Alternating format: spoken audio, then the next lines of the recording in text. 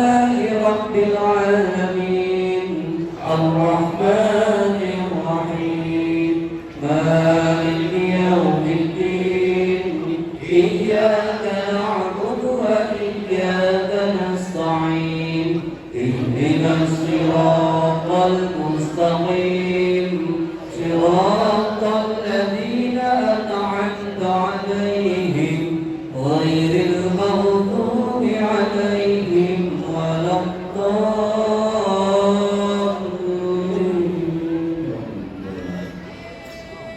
Bapak Anies sedikit berhubungan ini satu-satunya masjid negara di tingkat kabupaten kota yang tanahnya bukan tanah negara.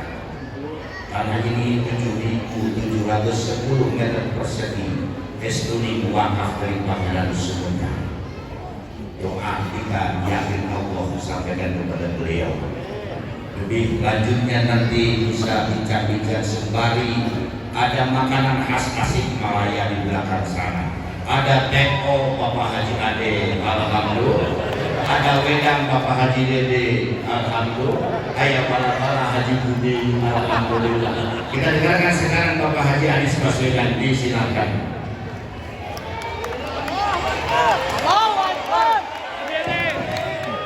Berdiri, Pak. Pak, berdiri. Berdiri.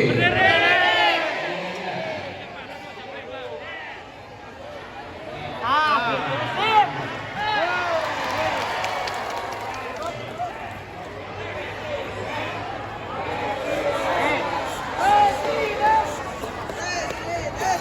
Presiden 2024. Bismillahirrahmanirrahim. Assalamualaikum warahmatullahi wabarakatuh. Waalaikumsalam. Alhamdulillah. Alhamdulillahilladzi arsala rasulahu bil huda wa dinil haqq liyudhhirahu 'ala dini kullihi wa kafa billahi shahidan. Asyhadu an la ilaha illallah wa asyhadu anna Muhammadan abduhu wa rasuluh. Allahumma shalli ala sayyidina Muhammad wa ala alihi wa ashabihi ajma'in. Amma ba'du. Yang saya sangat hormati, yang saya sayangi seluruh jamaah Masjid Agung Kota Tasikmalaya. Saya datang ke sini ketika di perjalanan diberitahu bahwa kita terlambat, harusnya tiba sebelum maghrib di sini, sholat maghrib sama-sama. Jadi ketika dilihat waktu sudah lewat, saya membayangkan masjid ini telah kosong. Ternyata sebaliknya, masjid ini Allahu Akbar. Insya Allah ini menjadi majelis yang penuh keberkahan. Amin. Ya, dan saya ingin sampaikan terima kasih. 2 hari ini masyarakat Tasik Ciamis telah mengirimkan pesan yang menggoncang ke Indonesia semua. Ya, di mana-mana beredar kabar, Masya Allah. Dan tadi pagi jalan-jalan bersama, bukan hanya warga Ciamis, banyak juga warga Tasik datang ke sana. Dan saya pun bersyukur hari ini adalah kedua kalinya saya sampai di Masjid Agung Kota Tasikmalaya. Yang pertama bulan Februari tahun 2020 saya menjenguk, waktu itu habis dirawat, baru wafat kemarin oleh Yarham Kiai Haji Bunyamin Rohia. Beliau sakit, habis menjenguk, pulangnya saya mampir sholat maghrib di sini, ketemu dengan sebagian, dan alhamdulillah Allah takdirkan hari ini bisa kembali bersilaturahmi dengan seluruh masyarakat di Kota Tasik lewat Masjid Agung ini. Luar biasa semangatnya. Saya dapat tugas berceramah, berat bener malam ini ceramah. Jangan ceramah ya, cerita saja ya. Bapak Budiman saya hormati, juga ketua DKM-nya ini mengiringi sepanjang perjalanan nih. Kami semua perjalanan saya di Tasik di Ciamis didampingi beliau sebagai penunjuk jalan. Menteri Agama ya. Amin. Allahu Akbar. Ini pilpres perasaan masih jauh. Sudah dekat. Iya. Terasa 1 bulan lagi. Yang di sini ingin perubahan. 2024 ganti presiden. Ingin perubahan tetap. Bersama Anies. Insya Allah. Kita memang menginginkan perubahan. Inna Allah la yughayyiru ma biqaumin hatta yughayyiru ma bi anfusihim. Kita menginginkan perubahan dan kita tahu perubahan itu tidak datang otomatis, betul? Betul. Harus diikhtiarkan. Tidak berubah nasib kita kalau kita tidak ambil tanggung jawab dan kita tidak berjuang, maka perubahan itu tidak terjadi. Insya Allah yang di sini akan membawa perubahan.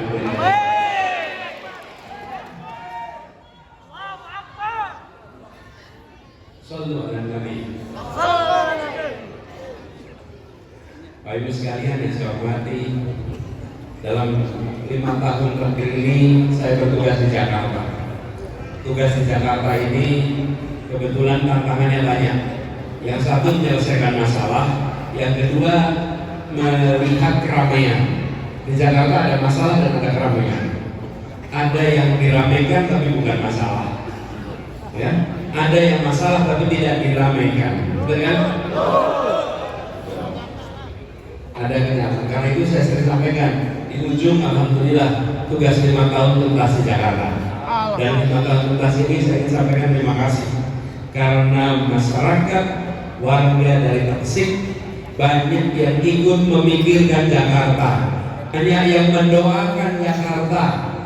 Izinkan saya menyampaikan terima kasih karena doa itu walaupun kami tidak pernah lihat, kami tidak pernah dengar langsung, kami dengar ceritanya, tapi kami rasakan getarannya di Jakarta. Kami rasakan di Jakarta dibukakan pintu-pintu jalan keluar setiap kali kita merasakan kebuntuan. Saya pernah ditanya, Pak, jadi gubernur di Jakarta berat apa ringan? Berat. Berat ringan? So di Vietnam. Saja begini, jadi gubernur di Jakarta itu besar urusannya, tapi insya Allah tidak berat. Kenapa? Berat ringan perasaan. Berat ringan itu perasaan. Biar urusan Jakarta berat buatmu, aku bawa saja urusannya. Oke ya? Sip. Tapi begini, yang berat itu bukan pada tanggung jawab gubernurnya. Yang berat itu terima amanatnya. Nah, kita Betul? lulus. Dan saya ini merasa beratnya itu. Kenapa Bu Sekali saya ceritain? Kemanapun pergi. Hari ini saja berkali-kali saya alami, kemanapun pergi, pasti saya ketemu dengan orang yang begini. Salaman, sudah, Pak Anies, saya pergi ke Jakarta tahun 2016. Pak Anies, saya pergi ke Jakarta tahun 2017. Pak Anies, saya ikut jagain TPS. Pak Anies, saya ikut doakan. Pak Anies itu kemanapun perginya, selalu ketemu dengan orang yang bilang saya mendoakan. Dan Bapak sekalian, saya tidak pernah merencanakan jadi gubernur, tidak pernah daftar jadi gubernur. Saya ini pada tanggal tinggal pendaftaran jadi calon gubernur, harusnya saya berada di kota New York. Karena saya waktu tugas di bidang pendidikan, dapat tugas bicara tentang pendidikan bersamaan dengan sidang umum PBB. Ada namanya side event. Seperti kemarin ada G20, ada side event. Jadi bersamaan dengan ketingginya. Dan pada saat itu saya dijadwalkan di sana. Tapi 3 minggu sebelumnya saya terkena demam berdarah, namanya dengue, nyamuknya, virusnya. Dan karena itu saya dirawat. Karena dirawat saya jadi tidak jadi pergi. Dan ketika dirawat, datanglah partai politik menanyakan, bisa tidak, bersedia tidak untuk dicalonkan. Padahal saya tidak pernah membayangkan. Dan kemudian terjadilah yang kita tahu. Tapi saya ingin sampaikan, perjalanan hidup kami itu berubah. Perjalanan hidup saya ini berubah. Berubahnya apa? Berubahnya Allah kirimkan seekor nyamuk untuk menggigit. Gigitan nyamuk itu membuat saya dirawat, dan karena dirawat saya jadi terbawa urusan Jakarta, sehingga urusan Jakarta dibawa amanat urusin Jakarta. Dan dalam perjuangan itu yang berjuang bukan saya, yang berjuang ribuan jutaan dari seluruh wilayah yang sama-sama mengikhtiarkan perubahan di Jakarta. Betul? Itu yang saya sebut sebagai amanah.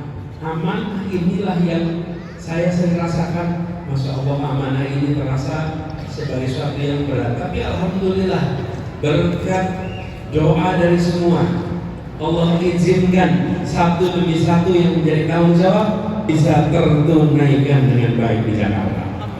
Alhamdulillah. Jadi saya bersyukur itu selesai. Nah, ketika itu bersyukur selesai, ternyata di ujung ada tugas baru lagi sekarang. Dulu baru lagi. Bapak-bapak Ibu, saya sampai dengan sekarang ini bukan anggota partai manapun. Dan partai yang sekarang mendukung saya itu dulunya bukan partai yang mendukung saya di DKI. Betul? Ada ingat kan? Ya. Enggak. Tapi mereka sekarang termasuk yang berani mengambil keputusan, berani mencalonkan orang yang oleh buzzer-buzzer itu diramaikan terus. Betul kan? Ini favoritnya buzzer bukan saya? Iya, buzzer itu saya pernah ditanya, Anies itu buzzer itu kalau ngomong macam-macam biarin aja. Kalau mereka menghayal, biarkan itu khayalannya. Dan kalau mereka menjelekkan, itu cerminan dari mereka sendiri. Iya. Sip. Ya. Dicela tidak tercela, betul kan? Dihina tidak terhina.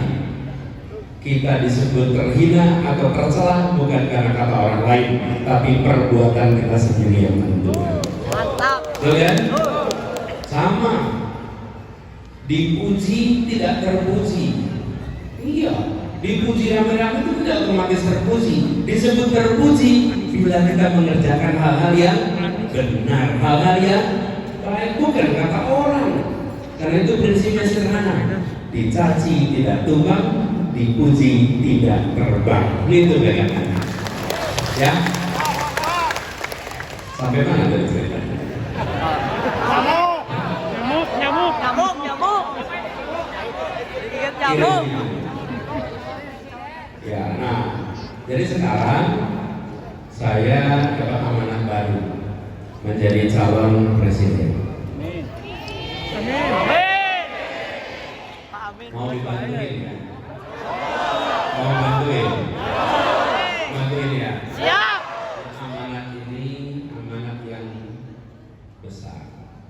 Mudah-mudahan tidak berat. Yang saya minta didoakan sebagaimana kemarin kami didoakan. Ini pun bukan sesuatu yang kami daftar, tidak. Ini adalah sesuatu yang kami terima dan saya sampaikan dengan rendah hati. Biiznillah, amanat ini akan saya pegang dengan sebaik-baiknya. Dan kita berharap insya Allah nantinya kita sama-sama seperti di Jakarta kemarin. Di Jakarta itu apa yang dikerjakan sederhana saja, menjadikan satu kalimat itu kenyataan. Namanya kalimatnya keadilan sosial bagi.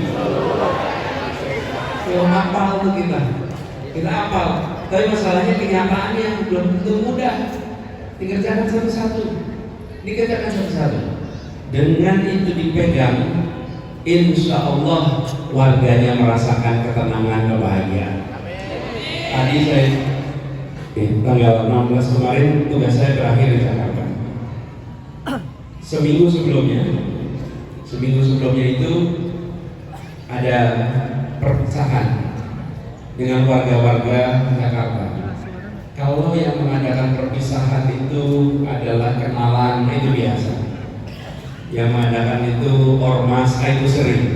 Yang mengadakan itu adalah partai, itu biasa, sering. Tapi yang kemarin sangat menyentuh, yang mengadakan perpisahan itu adalah masyarakat yang menyebutnya sebagai masyarakat rakyat miskin kota Jakarta.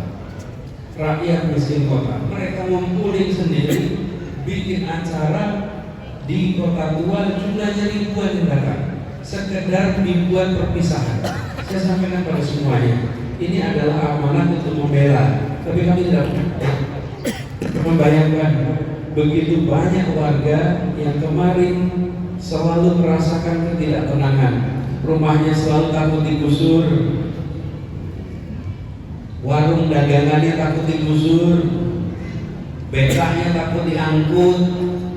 Kita ini seringkali pada yang besar kita biarkan mereka melenggang begitu saja. Yang kecil seringkali kita pangkas habis sampai mereka menderita. Di Jakarta alhamdulillah kita balik itu. Yang besar melanggar kita akan tegasin. Yang kecil melanggar kita pelanggaran itu ada beberapa jenis. Ada melanggar karena keserakahan. Betul? Melanggar keserakahan itu kalau sudah raksasa, dan melanggar itu karena keserakahan. Dan kedua, melanggar karena kebutuhan. Ada tidak orang melanggar karena kebutuhan? Ada. Nah, kita ini harus bisa membedakan ini melanggar karena serakah atau melanggar karena butuh. Beda. Kalau yang melanggar karena serakah, maka hukum harus diterapkan tanpa ada toleransi sedikit pun. Kenapa? Dia serakah. Tapi kalau orang melanggar karena kebutuhan, maka selama kebutuhannya tidak dipenuhi, maka dia akan terus-menerus melanggar. Betul? Bayangin kebutuhannya tidak terpenuhi, kebutuhan hidupnya, lalu mereka cari cara untuk bisa hidup. Betul? Nah, yang begini ini nggak bisa sekedar pakai aturan, harus dikasih jalan keluar. Contoh, tadi saya ceritakan di Jakarta tuh tanah milik negara. Saya ini kadang-kadang kalau dengar kata tanah milik negara itu mikir negara ini siapa? Bener nggak? Tanah milik negara. Waktu saya cek milik siapa? Milik BUMN. Oh, BUMN. Jadi saya tanya, dulu BUMN beli tanahnya? Enggak. Kalau nggak beli dari mana? Bukan. Warisan dari perusahaan Belanda. Terus perusahaan Belanda beli sama siapa? Perusahaan Belanda itu datang ke garis itu jadi tanah milik saya, di tanah milik saya, rakyatnya diusir itu kan? Benar nggak? Memang Belanda datang ke sini permisi? Tidak, mereka datang ke sini di tanah. Tidak, diambil semua tanah itu. Itu dibilang ini milik kami. Ketika kita merdeka, dinasionalisasi, tanah itu pindah menjadi tanah milik negara. Nah, sekarang rakyat tinggal di tanah itu, rakyat kecil. Jadi saya coba pikir, rakyat kecil tinggal di tanah. Bukankah tujuan kita merdeka itu supaya mereka bisa merasakan kebebasan dari rasa takut, mendapatkan rasa tenang, kebebasan dari pemerintahan.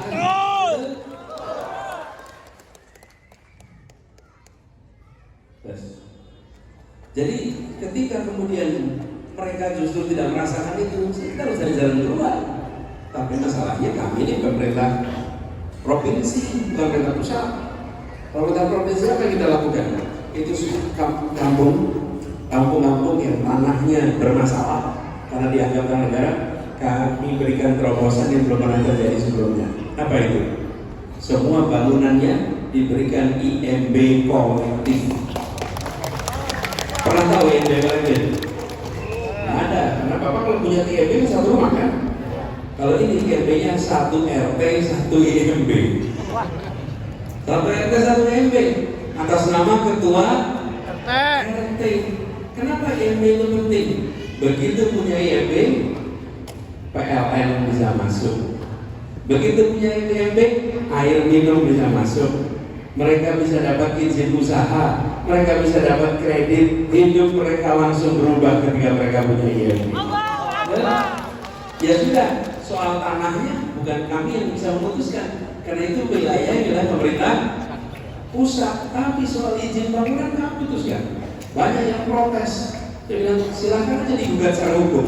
Selama secara hukum ini tidak bisa digugat, maka mereka punya IMB. Akhirnya ratusan kampung di Jakarta sekarang mereka hidupnya tenang karena mereka punya IMB.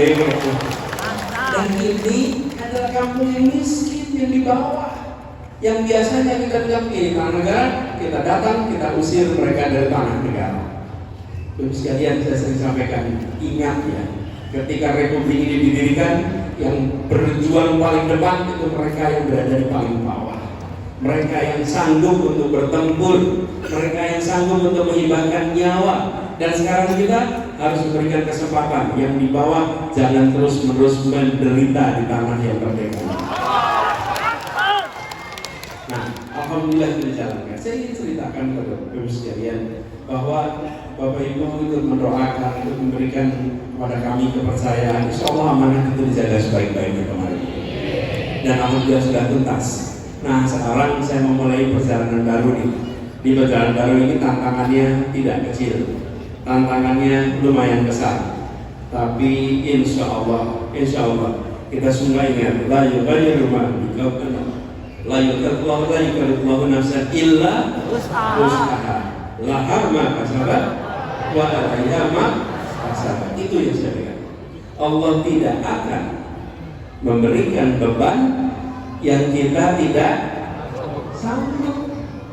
Kita tidak akan dikasih beban. Jadi saya berharap pada semuanya doakan agar amanat ini bisa dipegang dengan baik.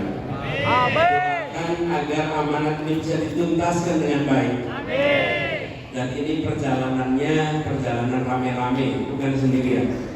Saya tadi sering bilang, memang yang pegang mikrofon di acara ini cuma satu. Semuanya dengar nih, tapi ini bukan Anies yang menentukan bukan Anies, yang menentukan petugas sound system yang di belakang sana. Kalau itu petugas sound system makin sound systemnya cepat, selesai, nggak ada lagi. Yang menentukan yang pasang podium ini, yang nyiapin karpet, yang memastikan listrik nyala, mereka semua. Itu yang saya bilang, mereka adalah pejuang-pejuang yang tidak terlihat. Kita ingin perubahan di Indonesia, yuk kita kerja sama-sama, yuk kita bangun sama-sama. Yang berdiri di depan cuma satu orang, tapi yang bekerja semua orang.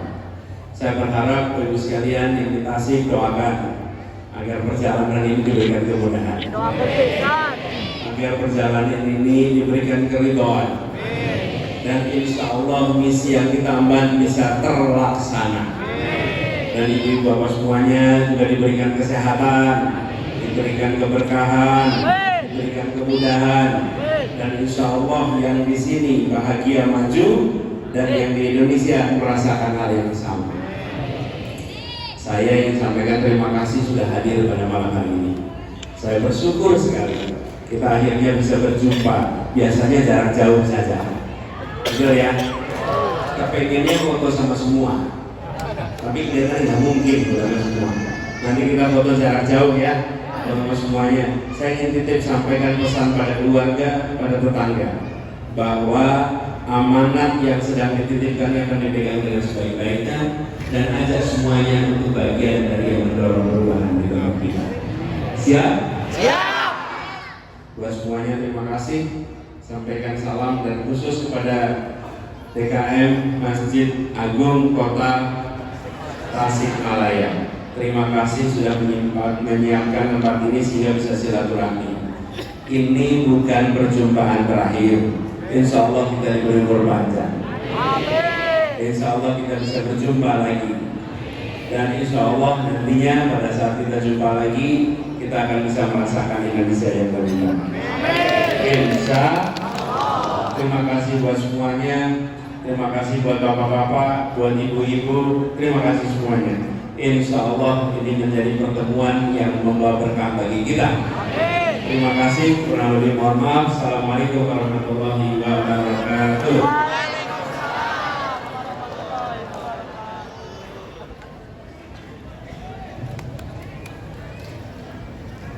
Pak Anies Presiden. manusia